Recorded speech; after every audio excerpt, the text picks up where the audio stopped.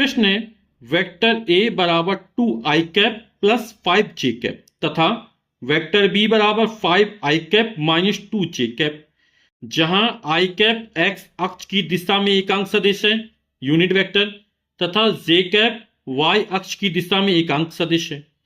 Vector A तथा vector b का अदिश गुणनफल ज्ञात कीजिए। तो पहले हम वेक्टर ए और वेक्टर बी के मान लिख लेते हैं।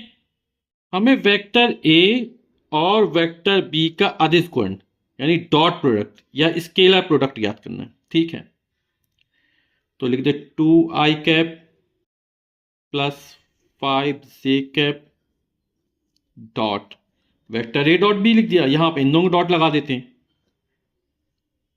5 आई कैप माइनस 2 जे कैप। ठीक है, इसको विस्तार से कर देते हल। 2 को गुणा 5 में करें, 2 पंचे 10 हो जाएगा और आई डॉट आई हो जाएगा। तो वेक्टर आई डॉट आई या आई कैप डॉट आई कैप। फिर इसका गुणा इसमें करेंगे, 2 दूनी 4 माइनस का 4 हो जाएगा। आई कैप डॉट जे कैप हो जाएगा। फिर इसका गुणा इसमें करेंगे तो 5 25 हो जाएगा। जे कैप डॉट आई कैप हो जाएगा। फिर इसका गुणा इसमें करेंगे, 5 दूनी 10 माइनस का 10 जे डॉट जे कैप। आप लोग जानते आई कैप डॉट आई कैप उसी सदिश का उसी सदिश से गुणनफल है ना।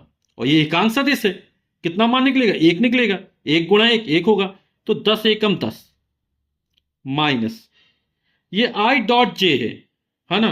और cos 90 हो जाएगा बनने वाला कोण। यहां पर एक्स अक्ष और वाई अक्ष के बीच कितना कोण बनता है? 90 अंश का बनता है। तो आई डॉट जे का मान कितना? 0 होता है, तो -4 गुणा 0 हो जाएगा प्लस जे डॉट आई का मान भी 0 होगा, तो 25 गुणा 0 माइनस 10। और जे डॉट जे का मान कितना होगा? 1 होगा। 10 माइनस 0 प्लस 0 माइनस का 10, तो प्लस 10 माइनस 10 घट जाएगा, कितना आएगा? 0। यानी वेक्टर ए डॉट वेक्टर बी का मान कितना निकला? 0 निकला। और यही हमारा उत्तर हो जाएगा।